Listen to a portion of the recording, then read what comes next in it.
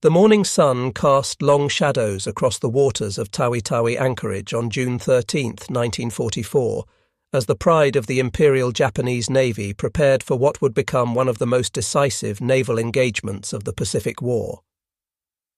Among the warships assembled in this remote corner of the southwestern Philippines, the aircraft carrier Shokaku stood as a testament to Japanese naval engineering and ambition. Her flight deck, stretching nearly 850 feet, had launched the aircraft that attacked Pearl Harbor 30 months earlier. Now, she was about to embark on her final voyage, though neither her crew of 1,663 men nor their commanding officers could have foreseen the submarine that would seal her fate just 6 days later. Vice Admiral Jisaburo Ozawa watched from the bridge of his flagship as the combined elements of the first mobile fleet began their departure sequence. The formation was impressive by any standard. 3 fleet carriers, including Shokaku and her sister ships Zuikaku and Taiho, accompanied by an array of supporting vessels. The heavy cruisers Atago, Takao, Maya and Chokai took their screening positions, while 13 destroyers formed a protective ring around the capital ships. This represented the last great concentration of Japanese carrier power in the Pacific, a force that had once dominated the ocean from Hawaii to the Indian Ocean. The fleet's departure from Tawi-Tawi was not merely another sortie. It represented Japan's desperate gamble to reverse the tide of war that had turned decisively against them since Midway. As the anchor chains rattled up through the hawse holes and the great vessels began to move, thousands of sailors stood at their posts, unaware that within a week, over 1,200 of them would perish in the warm waters of the Philippine Sea. The destination was the Mariana Islands, where American forces had begun their assault on Saipan. The mission was nothing less than the destruction of the U.S. Pacific Fleet's carrier force. The strategic situation facing Japan in mid-1944 was catastrophic. The empire that had expanded so rapidly in 1941 and early 1942 was now contracting under relentless American pressure. The loss of the Gilbert Islands, the neutralization of Truk, and now the American invasion of the Marianas represented more than territorial losses. They signaled the approaching endgame of the Pacific War. Saipan, in particular, held special significance. Its capture would place American B-29 Superfortress bombers within range of Tokyo itself, bringing the war directly to the Japanese homeland for the first time since the Doolittle Raid. Admiral Soemu Toyoda, Commander-in-Chief of the combined fleet, understood the gravity of the situation perfectly. The loss of the Marianas would sever Japan's communications with its resource-rich southern territories and expose the home islands to devastating strategic bombing. In response, he authorized Operation A-Go, a complex plan that sought to leverage Japan's remaining advantages. The longer range of its carrier aircraft, land-based aviation support from island airfields, and the superior training of its battleship gunners in night combat. The plan called for the mobile fleet to engage the American carriers in a decisive battle while they were committed to supporting the amphibious operations at Saipan. Yet the Japanese Navy of 1944 bore little resemblance to the force that had stunned the world at Pearl Harbor. The attrition of experienced pilots was perhaps the most critical weakness. The veterans who had executed the precision attacks at Pearl Harbor, Darwin and Colombo were mostly dead, victims of the grinding battles at Midway, the Solomons, and the Santa Cruz Islands. Their replacements, rushed through abbreviated training programs, possessed neither the skill nor the experience of their predecessors. Many of the pilots aboard Shokaku and her sister carriers had fewer than 200 flying hours, compared to the 800-plus hours of their American counterparts. The fuel situation presented another critical vulnerability. Japan's merchant marine, systematically hunted by American submarines, could no longer reliably transport refined fuel from the East Indies to the home islands. The mobile fleet was forced to operate on unrefined Tarakan crude oil, pumped directly from Borneo's wells into the ship's bunkers. This heavy sulphurous petroleum produced thick black smoke, clogged boilers, and reduced the fleet's maximum speed. Engine room crews worked in hellish conditions as the crude oil released toxic fumes that made extended operations below decks nearly unbearable. Despite these handicaps, Ozawa's fleet remained formidable on paper. The Japanese had assembled 9 aircraft carriers carrying approximately 440 aircraft, supported by 5 battleships including the mighty Yamato and Musashi, 13 cruisers, and 28 destroyers. This force would face Admiral Raymond Spruance's 5th Fleet, which boasted 15 carriers with 956 aircraft, 7 battleships, 21 cruisers, and 69 destroyers. The Americans held decisive advantages in numbers, pilot quality, radar technology, and logistics, but Ozawa hoped that careful tactics and the element of surprise might offset these disadvantages. The strategic chess match between Ozawa and Spruance began even before the fleets departed their respective anchorages. Japanese naval intelligence had correctly identified the Marianas as the next American target, allowing Ozawa to pre-position his forces for a counterstrike. The admiral's plan was elegant in its conception. He would keep his carriers beyond the range of American aircraft, while using his own longer-ranged planes to strike the U.S. fleet. Japanese carrier aircraft, stripped of armor and self-sealing fuel tanks to save weight, could attack from 300 miles away, while American planes had an effective combat radius of only 200 miles. Ozawa also counted on support from over 500 land-based aircraft stationed at airfields on Guam, Rota, Tinian, and Yap. These planes would execute preliminary attacks on the American fleet, weakening it before the carrier engagement. The combined assault of land and carrier-based aviation would, in theory, overwhelm the American defenses and create opportunities for decisive strikes. The Japanese admiral positioned his fleet in 3 groups: Van Force under Vice Admiral Takeo Kurita with the light carriers, Force A with Ozawa himself aboard Taiho along with Shokaku and Zuikaku, and Force B under Rear Admiral Takagi Joshima with the remaining carriers. Admiral Spruance, commanding the American forces, faced a complex tactical problem. His primary mission was to protect the amphibious forces at Saipan, but he also needed to engage and destroy the Japanese fleet if the opportunity arose. Intelligence reports from coast watchers and signals intercepts indicated that a major Japanese naval force was approaching, but its exact composition and intentions remained unclear.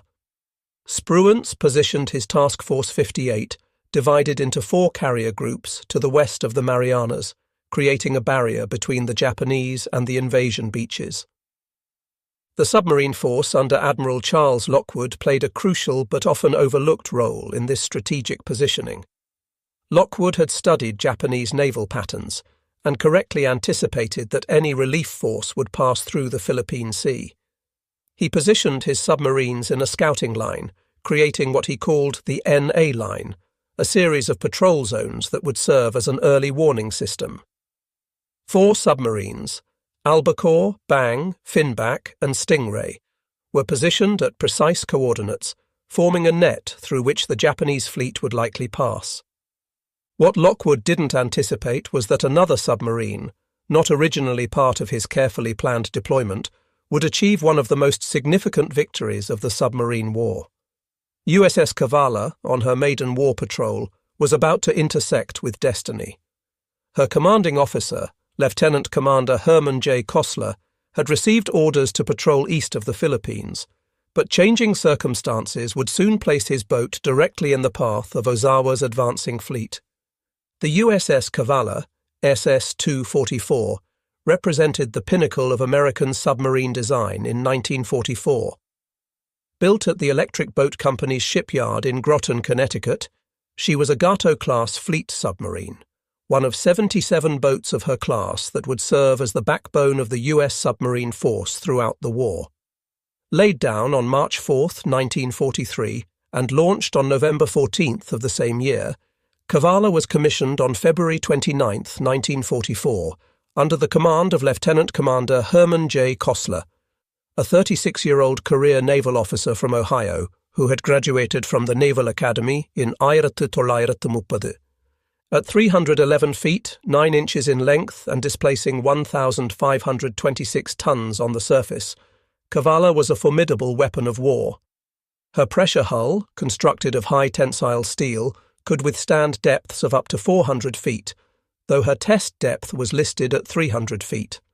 Powered by 4 Fairbanks Morse diesel engines generating 5,400 horsepower on the surface, and 4 General Electric motors producing 2,740 horsepower when submerged, she could achieve speeds of 20.25 knots surfaced and 8.75 knots submerged. Her range was equally impressive, 11,000 nautical miles on the surface at 10 knots, though this was reduced to 48 hours at 2 knots when operating on battery power underwater. The submarine's primary armament consisted of 10 21-inch torpedo tubes, 6 forward and 4 aft, with storage for 24 Mark 14 or Mark 18 torpedoes. Each Mark 14 torpedo was 20 feet, 6 inches long, weighed 3,280 pounds, and carried a 643-pound Torpex warhead capable of breaking the back of all but the most heavily armoured warships. The troubled history of the Mark 14, with its defective magnetic exploder and tendency to run deeper than set, had largely been resolved by 1944, making Cavalla's torpedoes far more reliable than those used earlier in the war. Secondary armament included a 5-inch 25 caliber deck gun with 200 rounds and 2.50 caliber machine guns for anti-aircraft defence. Cavalla's crew of 72 officers and enlisted men had spent 3 months in intensive training before departing on their first war patrol. The submarine community was unique within the Navy. Officers and enlisted men lived and worked in extraordinarily close quarters, creating a level of interdependence unknown in the surface fleet. Every man, from Kossler down to the most junior seaman, had to qualify on every system aboard the boat. Lives depended on each crew member being able to perform any critical function in an emergency, whether operating the diving planes, managing the trim tanks, or firing torpedoes. The boat's technology represented the cutting edge of submarine warfare. Her SJ surface search radar could detect enemy vessels at ranges up to 12 miles in good conditions, while the SD air search radar provided warning of approaching aircraft. The ST periscope radar, though temperamental, allowed for precise range finding during attack approaches. Below the waterline, JK sound gear enabled the submarine to track targets acoustically, though the system was primitive compared to what would emerge later in the war. The Torpedo Data Computer TDC, an electromechanical analog computer, calculated firing solutions by integrating target bearing, range, speed, and course with the submarine's own movement. Cavalla's journey to her appointment with history began on June 4, 1944, when she departed Midway Island for her maiden war patrol. The boat had arrived at Pearl Harbor in mid-May after a 5,000-mile journey from Connecticut via the Panama Canal, then proceeded to Midway for final preparations. During the brief stay at Midway, Kossler and his officers received their final briefings, loaded fresh provisions and ammunition, and made last-minute repairs and adjustments. The crew took what they knew might be their last liberty in civilization, though Midway offered far fewer amenities than Pearl Harbor. The submarine's assigned patrol area encompassed the waters east of the Philippines, specifically the approaches to San Bernardino Strait and Surigao Strait, the 2 primary passages through the Philippine archipelago. These strategic waterways served as highways for Japanese naval and merchant traffic moving between the home islands and the resource-rich territories of the Netherlands East Indies. Kossler's orders were to interdict enemy shipping, gather intelligence on Japanese naval movements, and serve as a scout for the larger American operations unfolding to the east. The first days of the patrol proved uneventful as Cavalla moved westward across the vast expanse of the Pacific. The crew settled into the monotonous routine of submarine operations, 4 hours on watch, 8 hours off, with the off-duty time split between sleeping, eating, and maintaining the boat's complex machinery. The submarine ran on the surface at night, her diesels charging the massive battery banks while making good speed toward the patrol area. During daylight hours, she often submerged to avoid detection by enemy aircraft, creeping along at 3 knots to conserve battery power. On June 8th, while transiting the waters near Marcus Island, approximately 1,200 miles southeast of Tokyo, Cavalla experienced her first unusual incident of the patrol. The officer of the deck reported a sudden jolt and vibration from the stern, followed by what appeared to be a pool of blood in the boat's wake. Kossler ordered all stop and sent men to inspect the propellers and stern planes. Finding no damage, he concluded that they had struck a small whale, one of many that inhabited these waters. The incident, while minor, served as a reminder of the ocean's many hazards beyond enemy action. The weather began deteriorating on June 14th as Cavalla approached her assigned patrol area. Barometric pressure dropped steadily, and seas built to 15 feet, sending solid water over the bridge and down the conning tower hatch. The boat pitched and rolled violently, making normal operations nearly impossible. Men were thrown from their bunks, dishes crashed in the galley, and several crew members suffered severe seasickness. Kossler attempted to transmit a weather report to Pearl Harbor, valuable information for the fleet meteorologists planning air operations, but the storm's intensity prevented successful transmission. After fighting the typhoon for 18 hours, he ordered the boat submerged to ride out the storm in the relative calm below the surface. As the storm passed on June 15th, Cavalla surfaced to find clearing skies and moderating seas. Almost immediately, the radio operator intercepted a contact report from USS Flying Fish, another submarine operating nearby. Flying Fish had spotted a Japanese task force moving east at high speed, but had been unable to gain an attack position. The sighting electrified Cavalla's crew. Major Japanese fleet units had been scarce since the battles of 1942, and the opportunity to engage capital ships was exactly what every submarine commander dreamed of. Kossler immediately ordered a course change to intercept the reported contact and increased speed to 17 knots, pushing the diesels hard despite the still rough seas. He made contact with USS Pipefish, also responding to Flying Fish's report, and the 2 submarines agreed to conduct a coordinated search.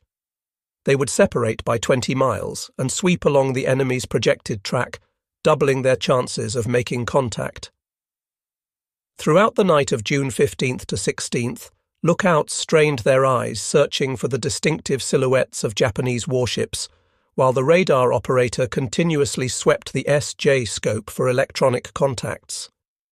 Dawn on June 16th brought disappointment. Despite covering over 200 miles during the night search, neither submarine had found the Japanese task force. Kossler reluctantly concluded that the enemy had either changed course or increased speed beyond his calculations. He ordered Cavalla back to her assigned patrol area, but the brief taste of potential action had energized the crew. Every man aboard now knew that major Japanese fleet units were operating in their vicinity, and the chance for a significant engagement had increased dramatically. Just before midnight on June 16th, the SJ radar detected multiple contacts to the southwest. The operator reported what appeared to be 5 or 6 vessels moving at moderate speed. Kossler rushed to the conning tower and studied the radar display. The formation looked like a convoy, 2 large contacts that could be tankers or cargo ships, escorted by 3 or 4 smaller vessels, probably destroyers or escort vessels. This was exactly the type of target submarines were expected to engage, and Kossler ordered battle stations as Cavalla began her approach. The attack approach proved frustrating. The Japanese escorts were alert and aggressive, constantly pinging with active sonar and making random course changes. Every time Cavalla maneuvered into a favorable position, a destroyer would suddenly turn toward them, forcing Kossler to go deep and evade. After 3 hours of cat-and-mouse maneuvering, during which the submarine never got closer than 4,000 yards to the main targets, a destroyer charged directly at Cavalla's position. Kossler ordered an emergency dive to 300 feet, rigged for silent running, and waited as the escort passed overhead, the sound of its screws clearly audible through the hull. When Cavalla finally surfaced at 0200 on June 17th, the convoy had vanished into the darkness. Kossler was frustrated but philosophical. Such was the nature of submarine warfare. What he didn't know was that the convoy he had been pursuing consisted of fleet oilers supporting Ozawa's mobile fleet. Had he successfully attacked these vessels, the Japanese carriers would have been forced to curtail their operations due to fuel shortage. Sometimes in war, the attacks that fail have as much historical significance as those that succeed. The afternoon of June 17th brought new orders from ComSubPac. Based on multiple submarine sightings and signal intelligence, Admiral Lockwood was repositioning his boats to intercept what was clearly a major Japanese fleet movement. Cavalla was ordered to take position at 1300 north, 13700 east, approximately 350 miles west of Guam. Kossler plotted the new position and ordered a course change, pushing the boat hard to reach the assigned coordinates before the expected Japanese arrival. At 19:45 hours on June 17th, as Cavalla raced toward her new position, the SJ radar operator reported a faint contact bearing 290 degrees, range 30,000 yards. The contact was intermittent, appearing and disappearing with each radar sweep, suggesting it was at the extreme range of the equipment. Kossler ordered a course change to close the contact and increased speed to maximum. As the range decreased, more contacts appeared on the radar screen. First 2, then 4, then 7 distinct returns. By 2015 hours, Kossler had identified what could only be a major Japanese task force. The radar returns indicated at least 7 large vessels moving at 19 knots on a base course of 045 degrees. The formation was zigzagging, a standard anti-submarine tactic, but the base course suggested they were heading toward the Marianas. Through careful plotting, Kossler identified what appeared to be at least one aircraft carrier, several possible battleships or heavy cruisers, and screening destroyers. This was no merchant convoy. Cavalla had stumbled upon a major element of the Japanese fleet. The decision Kossler faced was one of the most difficult in submarine warfare. His boat was in perfect position to attack, with the Japanese force approaching his position. A spread of torpedoes fired at the right moment could damage or sink a capital ship. But Kossler also understood the strategic importance of his discovery. Admiral Spruance's fleet needed to know the location, composition and course of this Japanese force. The information was potentially more valuable than any damage Cavalla alone could inflict. After a brief consultation with his executive officer, Kossler made the harder choice. He would forego the attack and surface to transmit a contact report. Surfacing a submarine in proximity to enemy warships violated every instinct of submarine warfare, but Kossler knew the stakes. At 21:45, after the Japanese force had passed beyond visual range, Cavalla surfaced into the tropical darkness. The radio operator immediately began transmitting the contact report on the submarine force frequency. Large enemy task force latitude 13 degrees north, longitude 136, degrees 30 minutes east base, course 045, speed 19, knots composition, at least one carrier, several battleships or cruisers, multiple destroyers. The message was received at Pearl Harbor and immediately relayed to Admiral Spruance aboard USS Indianapolis. This was the first definitive report of the approaching Japanese carrier force, confirming what American intelligence had suspected. Spruance now knew that a major fleet engagement was imminent and could position his forces accordingly. The Battle of the Philippine Sea, though Kossler didn't know it at the time, had effectively begun with Cavalla's contact report. After transmitting the message and receiving acknowledgement, Cavalla submerged and attempted to regain contact with the Japanese force. Despite running at maximum submerged speed, the submarine could not overtake the faster surface ships. By dawn on June 18th, Kossler reluctantly abandoned the pursuit and returned to his assigned patrol position. The crew was disappointed at missing an attack opportunity, but Kossler assured them that their contact report had been invaluable to the fleet. Little did they know that their most significant contribution was yet to come. Throughout June 18th, Cavalla remained submerged during daylight hours, surfacing only briefly after dark to receive radio traffic and recharge batteries. The airwaves were alive with encrypted messages as American and Japanese forces maneuvered for position. Kossler could sense that something major was developing, but had no clear picture of the larger battle. His orders were to maintain position and attack any enemy vessels that entered his patrol area. The crew spent the day conducting routine maintenance, checking torpedoes, and preparing for action they sensed was imminent. At 03:45 on June 19th, the quiet routine was shattered when a low-flying aircraft passed directly over the submarine.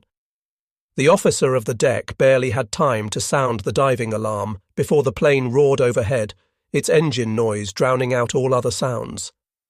Cavalla crash-dived, her bow pointing sharply downward as the ballast tanks flooded.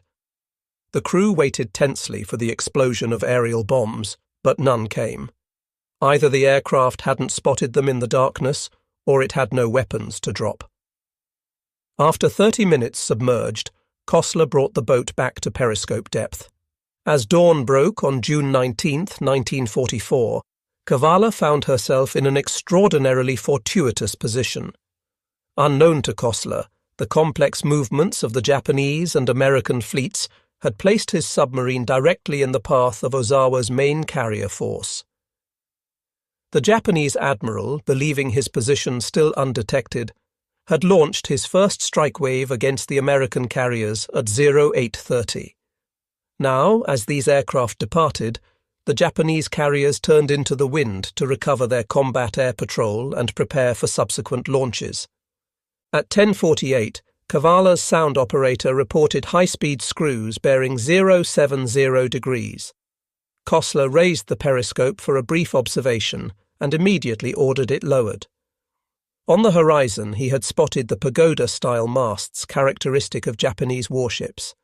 He ordered battle stations submerged, and the crew rushed to their combat positions with practiced efficiency. The torpedo room crews checked their weapons one final time, the diving officer fine-tuned the boat's trim, and the plotting party prepared to develop a firing solution. At 10:52, Kossler made his second periscope observation. This time the view took his breath away. A large aircraft carrier, accompanied by at least one heavy cruiser and several destroyers, was approaching from the northeast at approximately 20 knots. The carrier was recovering aircraft, with planes circling overhead waiting their turn to land. The flight deck was crowded with aircraft that had already recovered, their wings still extended. Kossler estimated the range at 12,000 yards, too far for an effective torpedo attack, but the carrier's course would bring it much closer. The next 15 minutes required exceptional submarine handling. Kossler needed to maneuver Cavalla into an optimal firing position without being detected by the screening destroyers. He could only afford brief periscope observations, as the escorts were actively searching for submarines. The TDC operator continuously updated the firing solution based on Kossler's observations and the sound bearings provided by the sonar operator. The carrier was identified as a Shokaku-class vessel based on its distinctive profile, the small island structure offset to starboard, the massive flight deck, and the unique arrangement of anti-aircraft guns. At 11:10, Kossler made what he intended to be his final observation before firing. The carrier, now positively identified as either Shokaku or Zuikaku based on the pagoda mast and flight deck configuration, was at a range of 5,000 yards and closing. The angle on the bow was nearly perfect for a broadside shot. However, the destroyer Urikaze was moving into a position that would block the torpedo run. Kossler had to make a split-second decision: wait for the destroyer to clear and risk losing the shot, or fire immediately and hope the destroyer didn't interfere with the torpedo tracks. At 11:18, with Shokaku at a range of 1,200 yards, Kossler made his decision. "Fire one," he commanded, and the first torpedo left Cavalla's No. 1 tube with the characteristic shudder and high-pressure air discharge. At 8-second intervals, 5 more torpedoes followed, spreading in a fan pattern calculated to ensure at least some hits, regardless of any last-minute course changes by the target. The torpedo run was set for 15 feet, shallow enough to strike above the carrier's armour belt, but deep enough to avoid surface turbulence. Even as the sixth torpedo was leaving its tube, Kossler ordered, "Take her deep, flood negative, full dive on the bow planes." Cavalla's bow angled sharply downward as tons of water flooded into the negative tank. The submarine was passing 100 feet when the first explosion resonated through the water, a deep, satisfying boom that brought smiles to the crew's faces despite their precarious situation. 8 seconds later, a second explosion, then a third. Kossler had hoped for 4 hits, but 3 was an excellent result against a manoeuvring target. Aboard Shokaku, the first indication of danger came when a lookout spotted torpedo wakes approaching from starboard. The officer of the watch immediately ordered full right rudder and emergency speed, but it was too late. The first torpedo struck amidships at frame 145, tearing a massive hole in the hull and flooding the No. 3 boiler room. The second hit further forward, destroying aviation fuel bunkers and starting fires among the aircraft parked on the hangar deck. The third torpedo struck near the forward elevator, causing it to jam in the raised position and rendering flight operations impossible.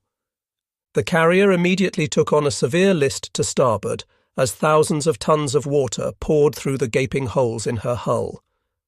Damage control parties struggled to contain the flooding, but the situation was complicated by the aviation gasoline fires spreading through the hangar spaces. The ship's commanding officer, Captain Matsubara Hiroshi, ordered counterflooding to correct the list, but this only reduced the carrier's reserve buoyancy. Within minutes of the torpedo strikes, Shokaku had slowed to 12 knots and was clearly in mortal danger. Back aboard Cavalla, the celebration was short-lived. 2 minutes after firing, the first depth charges detonated above and behind the submarine. The Japanese escorts had either detected the submarine's periscope or traced back the torpedo wakes to their point of origin. Now began a deadly game of cat and mouse as Cavalla went deep and silent, trying to evade the destroyers hunting her.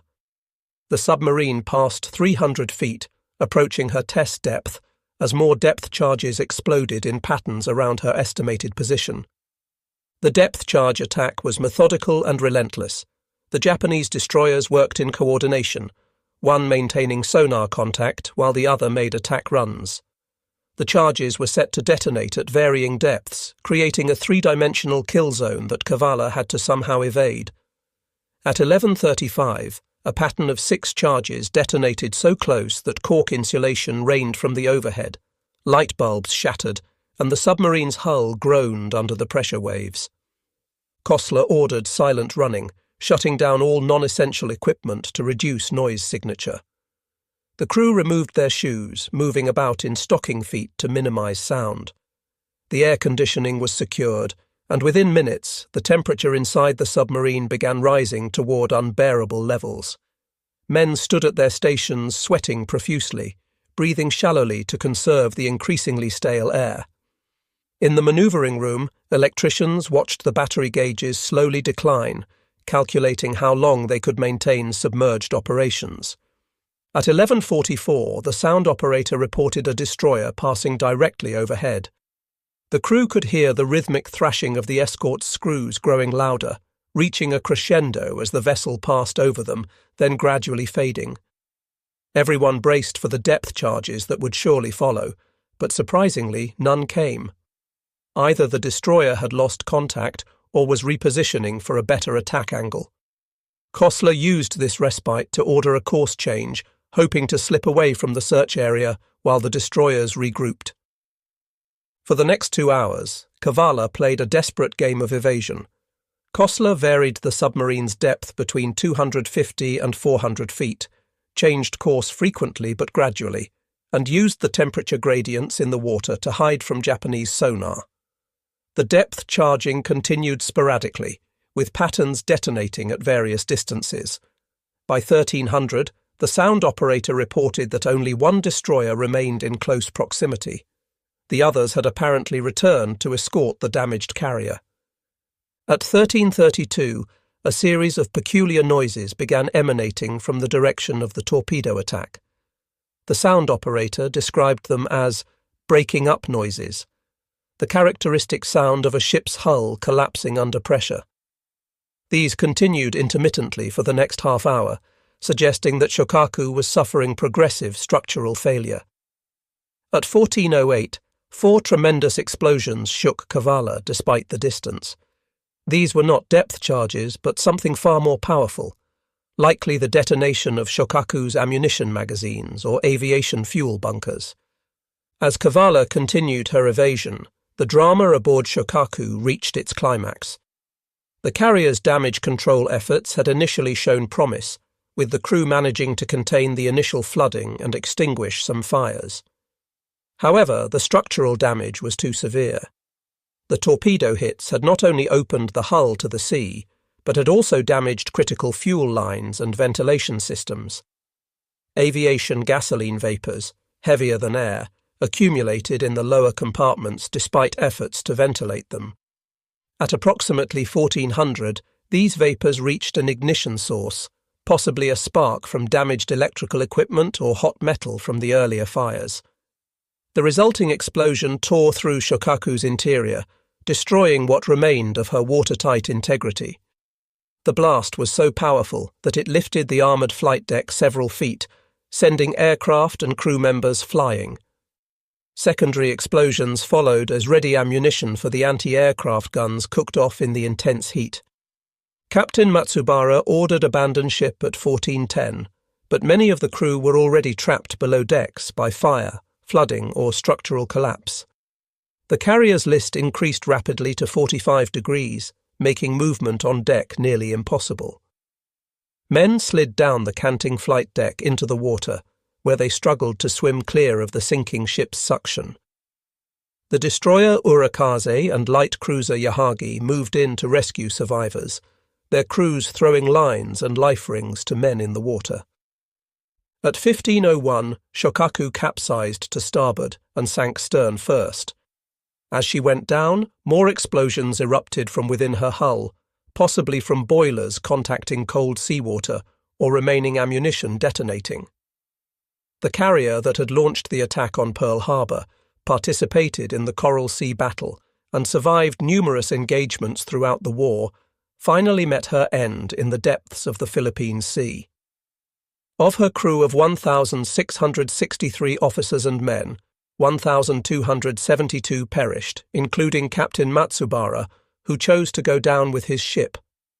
Approximately 570 survivors were rescued by the Japanese escorts. The strategic impact of Shokaku's loss extended far beyond the elimination of a single carrier. Coming simultaneously with the loss of Taiho to USS Albacore's torpedoes, the Japanese carrier force had lost 2 of its 3 fleet carriers in a single day. More critically, hundreds of aircraft and irreplaceable aircrew were lost. The Japanese naval aviation, already weakened by attrition, would never recover from the losses suffered on June 19, 1944, a day that would become known to American aviators as the Great Marianas Turkey Shoot.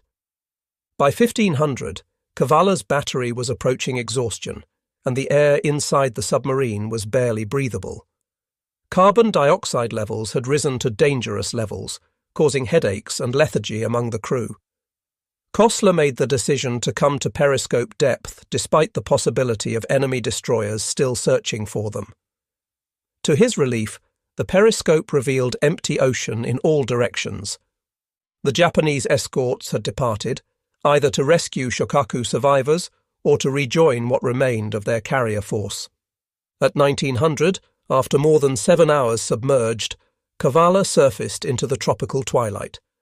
The crew immediately started the diesel engines, bringing blessed fresh air into the fetid submarine. Men stumbled topside, gulping the clean ocean air and cooling themselves in the spray breaking over the bow. The batteries began their long recharge cycle, and the air conditioning was restored, gradually bringing the interior temperature down from its peak of 125 degrees Fahrenheit. Kossler's first priority was to report the attack to Pearl Harbor. The radio operator transmitted, attacked Shokaku-class carrier 3 hits, observed heavy explosions heard after going deep, believe target sank position, 1150 North 13757 East. The message was received with jubilation at submarine headquarters. Admiral Lockwood himself drafted the reply, "Well done, Cavalla, your achievement beyond expectations." The submarine continued her patrol for another 6 weeks, though no action would match the intensity of June 19th. On July 1st, Cavalla arrived at the newly captured port of Saipan for fuel and provisions. The scene that greeted them was surreal. Hundreds of ships anchored in the harbour, the island still smoking from the ongoing battle, and the constant thunder of naval gunfire supporting marine operations ashore. Staff officers from Admirals Spruance and Turner came aboard to debrief Kossler and congratulate the crew personally. The full magnitude of Cavalla's achievement became clear when combined with the broader results of the Battle of the Philippine Sea. The Japanese had lost 3 aircraft carriers, over 600 aircraft, and suffered irreplaceable losses in trained aircrew. The mobile fleet, Japan's last hope for offensive naval operations, had been effectively destroyed as a fighting force. While the war would continue for another 14 months, Japan's fate had been sealed in the waters of the Philippine Sea. The sinking of Shokaku represented more than the loss of a single warship. It symbolized the complete reversal of fortune in the Pacific War. The carrier that had launched the surprise attack on Pearl Harbor, participating in Japan's stunning early victories, had been destroyed by a submarine from the nation she had helped awaken to war. The irony was not lost on naval historians or the American public when the story was released after the war's end. Cavalla's success on her first war patrol established her as one of the most celebrated submarines in the Pacific Fleet.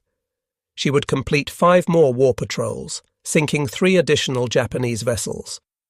The exact tonnage of her subsequent victories varies in different records, but her most significant achievement remained that single spread of torpedoes fired on June 19, 1944. Lieutenant Commander Kossler was awarded the Navy Cross for his actions, and Cavalla received the Presidential Unit Citation for her first patrol. The submarine's achievement must be understood within the broader context of the submarine war against Japan. American submarines, comprising less than 2% of the U.S. Navy's personnel, accounted for 55% of all Japanese maritime losses during the war. They sank 201 warships totaling 540,000 tons and 1,113 merchant vessels totaling 4.9 million tons.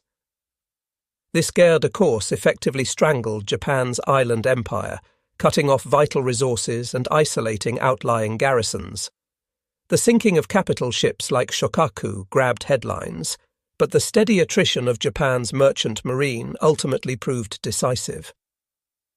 The tactical lessons from Cavalla's attack influenced submarine doctrine for the remainder of the war.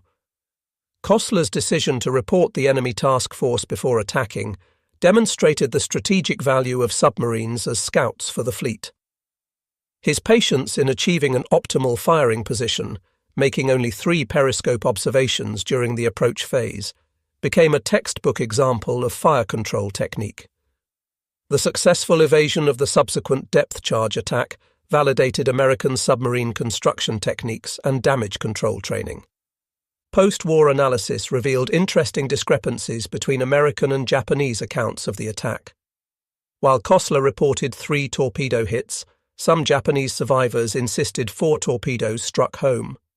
Japanese records indicate that 105 depth charges were dropped during the attack, with 56 detonating close to Cavalla. The exact cause of the final explosions that doomed Shokaku remains debated, whether it was aviation fuel vapors, ammunition magazines, or a combination of factors. What remains undisputed is that Cavalla's attack, combined with Albacore's torpedoing of Taiho, eliminated 2/3 of Ozawa's carrier strength in a single day. The human cost of Shokaku's sinking deserves remembrance. The 1,272 Japanese sailors who perished were not fanatics or war criminals, but professional seamen doing their duty as they understood it. Many were conscripts barely out of their teens, others veteran sailors who had served aboard Shokaku since her commissioning. Their deaths, while necessary in the context of total war, represent individual tragedies multiplied 1,200-fold. Among the dead were many veteran officers who had served with distinction throughout the war. The location of Shokaku's wreck remains unknown to this day. Unlike many other major warships from the Pacific War that have been discovered by deep-sea exploration teams, Shokaku's final resting place in the Philippine Sea has yet to be located. The carrier lies somewhere in the depths of the ocean, her hull likely broken by the massive internal explosions that sealed her fate. For the families of the 1,272 men who went down with her, the lack of a known grave site remains a source of continuing grief. Cavalla herself survived the war and continued to serve the United States Navy in various capacities until 1969. She was designated a National Historic Landmark in 1982 and is now preserved as a museum ship at Seawolf Park in Galveston, Texas. Visitors can walk through her narrow compartments, peer through the periscope that Kossler used to target Shokaku, and stand in the control room where life-and-death decisions were made in split seconds. The submarine stands as a tangible reminder of the courage and skill of the silent service. The strategic implications of the Battle of the Philippine Sea, and Cavalla's role in it, extended beyond the immediate military victory. The destruction of Japanese carrier aviation opened the way for the liberation of the Philippines, the invasion of Iwo Jima and Okinawa, and ultimately the planned invasion of Japan itself. While that invasion proved unnecessary due to Japan's surrender following the atomic bombings, the naval supremacy established in June 1944 made those subsequent operations possible. In the grand narrative of World War II, the sinking of Shokaku by Cavalla represents a perfect microcosm of the Pacific War's evolution. The Japanese Navy, that had seemed invincible in 1941–42, had been systematically destroyed by American industrial might, technological superiority, and the courage of individual sailors and submariners. The hunter had become the hunted, and the empire that had gambled on a quick victory found itself facing inevitable defeat. Today, as tensions again rise in the Western Pacific, the lessons of the Philippine Sea remain relevant. The importance of submarine warfare, the value of intelligence and reconnaissance, the critical nature of trained personnel, and the decisive impact of technological advantage all echo through the decades. The story of Cavalla and Shokaku reminds us that naval supremacy, once lost, is difficult to regain, and that wars at sea can be decided in moments by the actions of relatively small units. The morning of June 19, 1944, had begun with the Imperial Japanese Navy launching what it hoped would be a decisive counterstrike against the American invasion of the Marianas. By sunset, that hope had been shattered, with 2 fleet carriers on the ocean floor and hundreds of aircraft destroyed. Among the many heroes of that day, the 72 men aboard USS Cavalla had played a pivotal role, demonstrating that in naval warfare, a single submarine with a determined crew could change the course of history. Their achievement stands as a testament to the submariners' motto, "We sink 'em regardless." As Herman Kossler would later reflect in his memoirs, the attack on Shokaku was both the culmination of years of training and preparation and a matter of being in the right place at the right time. But as the great Admiral Chester Nimitz observed, luck is frequently the reward of those who are prepared to take advantage of opportunities. Cavalla was prepared, the opportunity presented itself, and the result was one of the most significant submarine attacks of the Second World War. The submarine that had left Groton just months earlier as another boat in the Gato class had earned her place in naval history, writing her name in the annals of the silent service with torpedoes rather than ink.